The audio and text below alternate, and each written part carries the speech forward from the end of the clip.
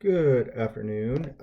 Today I am going to be talking about the policy slash reform of No Child Left Behind, which actually grew from the Elementary and Secondary Education Act of 1965, which also grew from policy from 1958. Um, what it is now is actually the Every Student Succeeds Act. So, No Child Left Behind was a policy it's actually a law that was put into place in 2002, and it was signed off by the Bush administration. And the now Every Student Succeeds Act um, was written and put in place in 2015 by the Obama administration. So the No Child Left Behind Act, it was actually a law that grew out of concern that the American education system was no longer internationally competitive. They had seen a significant decline in mathematics and reading proficiency, and the government, unfortunately, not states, were concerned that not enough kids were graduating from high school and actually jumping into um, college in work related schooling that would bring them into the business world, that would leave America as a better place and much higher competition towards China and India. Those are our actual two major um, competitions when it comes to education and technology and economies and just everything like that. So uh, after 1965, moving into the 2000s, they had seen significant decline. And the point of it was to put a special focus on ensuring that states and schools uh, boost the performance of certain groups of students, such as English language learners, students in special education, as well as poor and minority children. And those groups, on average, tend to trail their peers. And so they're trying to make everything a little bit more equal across the board with government assistance in some way and make sure that all instructors, all teachers were aiming for better math, better reading, and then at the same time, uh, they had this policy put in place and left it mostly up to the states to try and figure out how to test it. So it was, we're going to put this in place, but it's up to you to try and figure out how to bring everything up. And unfortunately, and I'll get to this, I'll touch base on this. If they didn't comply and they actually didn't achieve what they needed to after year one, year two, year three, they would actually start to lose their federal Title One money that they typically get from the government.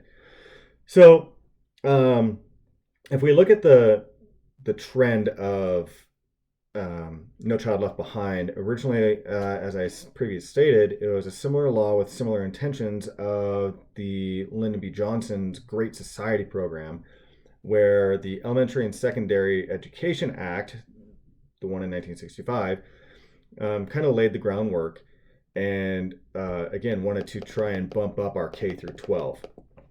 Um, in 2002, the No Child Left Behind Act had been implemented and, like I said, given the opportunity for schools themselves to do what they want, but they were given money to do what they could um, on a standardized test. And the standardized test was given via uh, each state, and they were given to third through eighth graders in reading, math, and they were given every year. And then once they're in high school, they're only tested once at some point in time during their high school um, tenure. From what I understand as well, majority of those high schools would do it between either sophomore or junior year. Um, With this, the schools that performed well would receive more money, while schools that continuously did bad did not receive money and were either restructured or closed. Um, Originally, it had shown success with its intent to establish a nationwide school and teacher accountability infrastructure um, in the lowest performing, but the flexibility of the No Child Left Behind provided the states had resulted in the establishment of 52 different accountability systems, one for each state. So no state really acquired what another state was doing. The federal government wasn't sitting on top of them saying, no, it needs to be done this way, it needs to be done this way. They, again, just kind of threw this idea out of you need to standardize test these kids. They need to be tested in these two major subjects, but we're going to leave everything up to you to figure out how to do that. Um, the the District of Columbia and Puerto Rico also had their own different academic standards. So it was almost more than 52. Um, Although the law itself did not differ from every school, it focused more on states' abilities. And each state, again, was able to come up with its own standards of what to look like. But it had begun to fail almost within 3 years. So by 2005, it had already started seeing problems. And some of the problems were students didn't take advantage of moving to higher schools or higher performing schools. So they were given the opportunity to move to higher performing schools with better education, better testing. Parents were able to do this. It was almost like a free range, but students wouldn't do it. They would continue to stay in the same low performing school. And a lot of times it was because of proximity. You had the higher performing schools on the better side of town and the lower performing schools on the lower side of town. But, where these students were and where they lived, it all comes down to proximity and, money and getting kids to transport and get to where they needed to be. Another problem was that states had difficulty screening tutors and outside sources. So, yes, you looked at the school and you had this specific accountability act that was put in place for each school. So each teacher was held accountable. The students were held accountable. Excuse me. The administration, the school district, they were all held accountable. However, when you go outside the school itself, when you go to tutors or anybody that was coming in outside the school, they weren't held accountable and up to the same standard. So if a student was at a high school or even a eighth grade, seventh grade, anything like that, and they were having trouble in math, they could potentially go to a tutor, but that tutor was not given the same accountability, same standards. And you might have a student that's learning something from the tutor and then applying that to their math class, but it's not really hitting the same marks.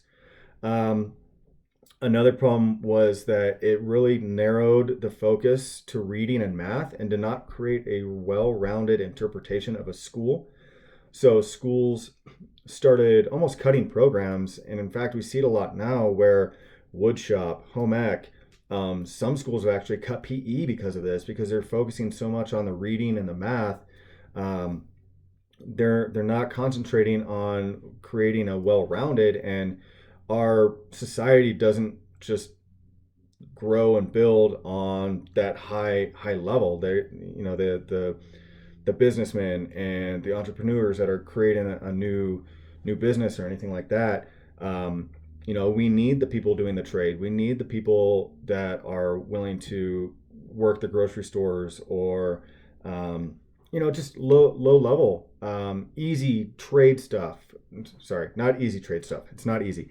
We need schooling for plumbers. We need schooling for electricians. We still have infrastructure that needs to be built, but those were not being as sought after anymore, and actually reduced how many people. Auto shop was gone.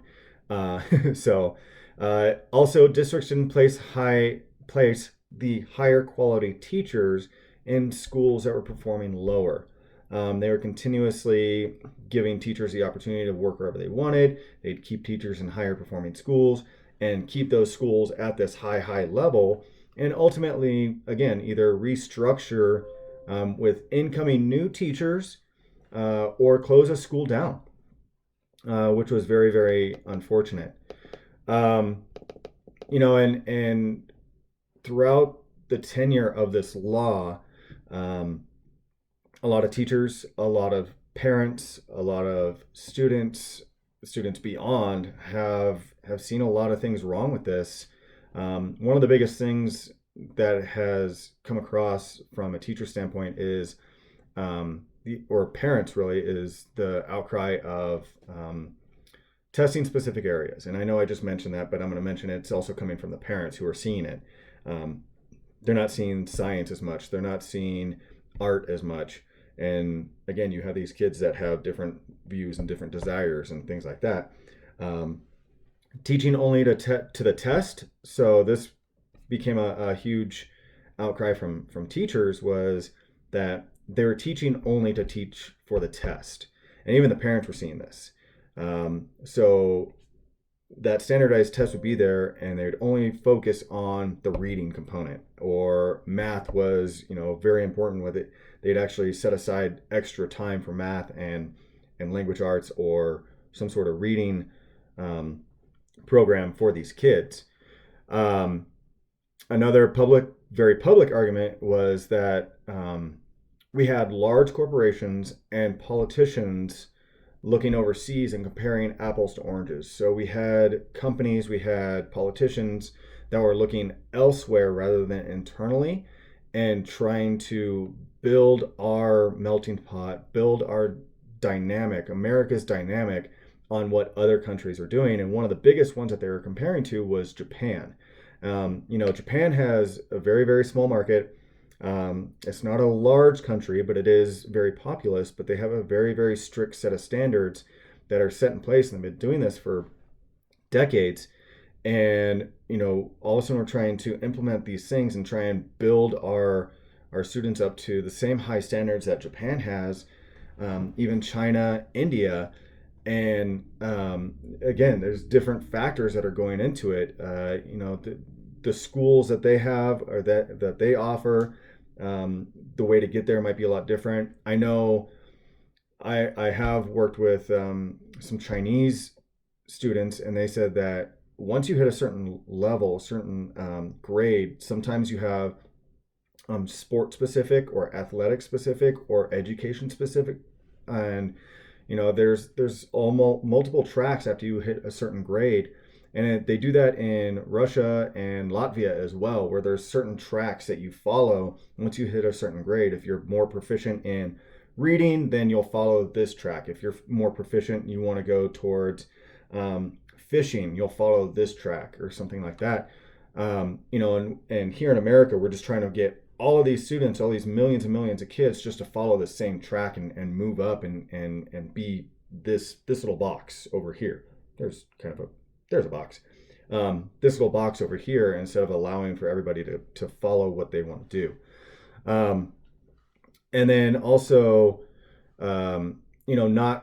not really a lot of parents, again, were not holding, or upset that the districts were not holding the teachers as accountable as they should have been.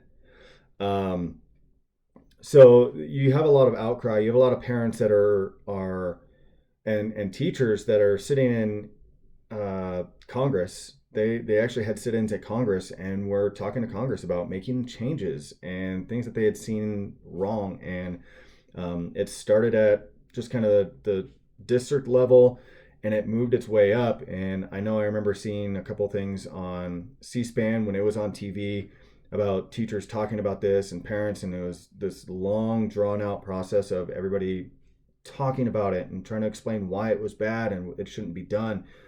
And I mean, I know personally, I had seen when I actually started teaching in Bakersfield under the California Emergency Credentialing Act that they had put out, which basically, if you were in a track towards your education degree, they were just giving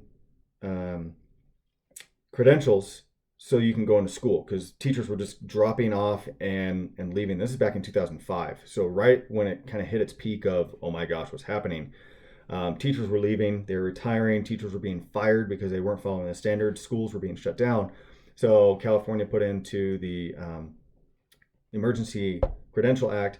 I had jumped in, and one of the things that I had actually noticed, and I actually jumped ship at that point in time, was teachers and parents were actually allowing students to filter through their program and actually assist in um, getting better grades, so they would not lose funding. So they would continue their high standards. They would push kids through on other courses while focusing on the math and the reading. I remember being told that no student in any class was allowed to have an F. So you weren't allowed to fail, even though you were failing. And again, it's so those kids would move through and make it into that next level, make it into high school, because I worked primarily with seventh and eighth graders. And, they would fail the simple classes. They would fail art because they wouldn't draw. They wouldn't do their homework. They would fail PE because they wouldn't dress out.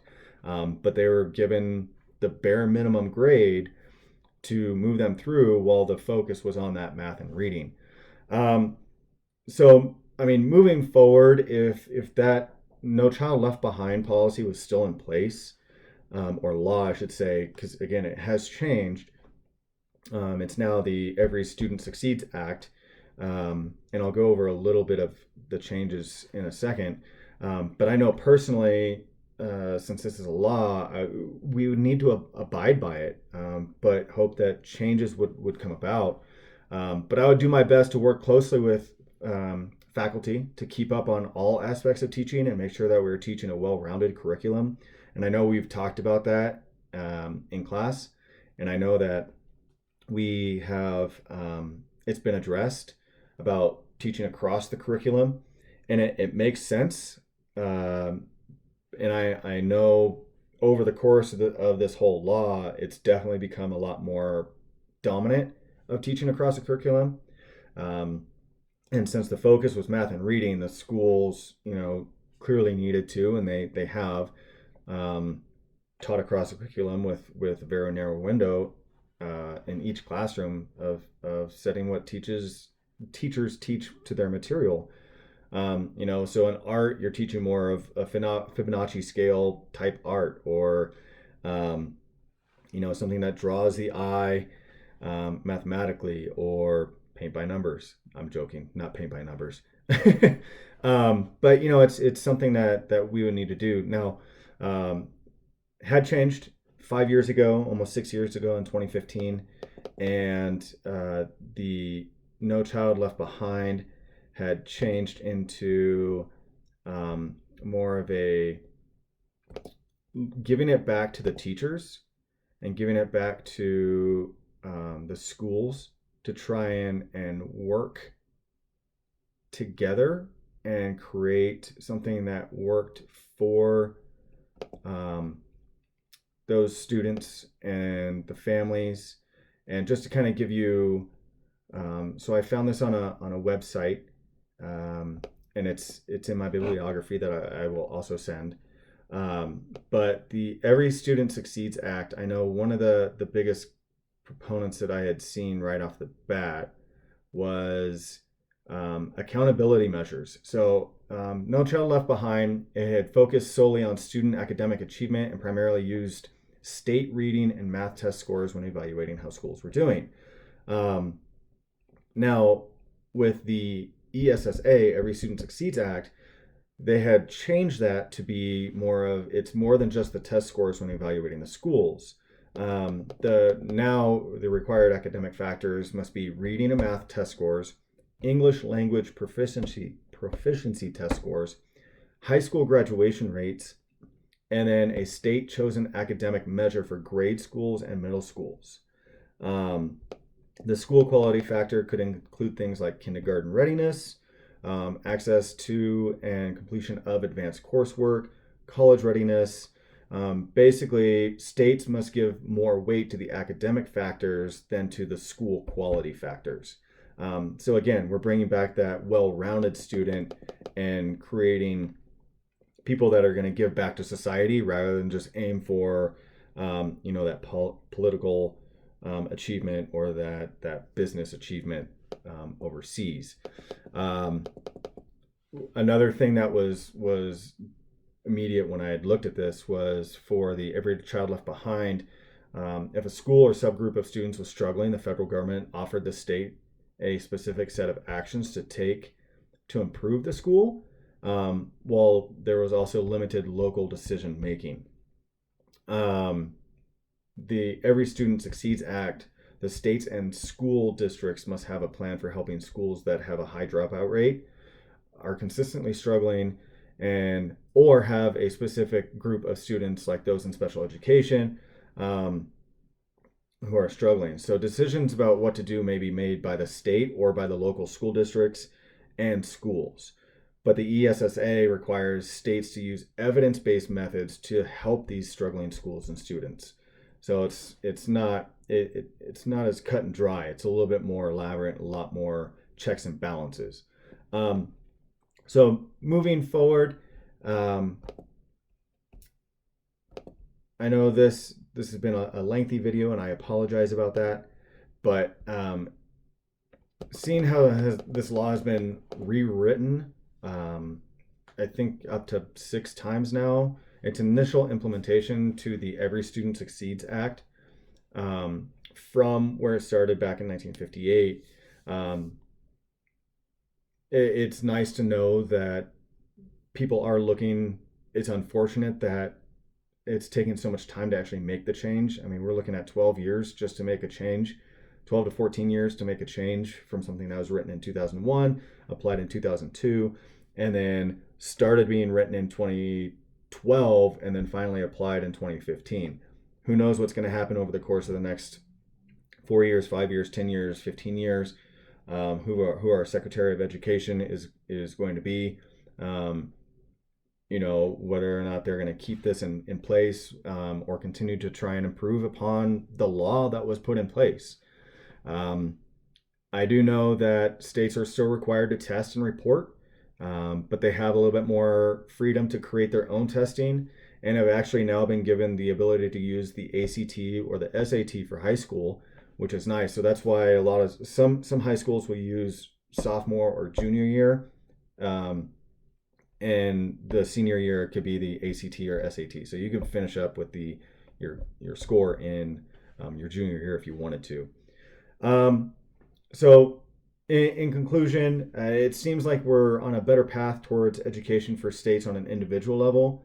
At this point, even though education is not a part of the Constitution, and it is actually left to the states, we don't see the government really pulling out and handing over complete authority to the states anytime soon, because of the high level of political pull and the high level of business pull and all the money that goes into the government, and then the government overseeing something that they think is a federal necessity, but the states actually have the power. But once it's put in law, federal law, unfortunately, states have to abide by some sort of that. So moving forward, it looks like we are on a right path. It's unfortunate that No Child Left Behind was such a low for what Hoover and some of our predecessors had actually put in place in their idea, and they had good meanings for it. But hopefully, as we move through our education process and we get a lot more educators behind, educators that really care, districts that really care. I'm not saying that there aren't right now, but everybody's starting to become a little bit more aware of education and what needs to be done. It'll be nice what really sees, over the course of the next 5, 10, 20 years. So I appreciate you listening to me. Hopefully the video is not too long. Thank you very much, and I hope you got enough out of this to help you understand No Child Left Behind. Have a great day.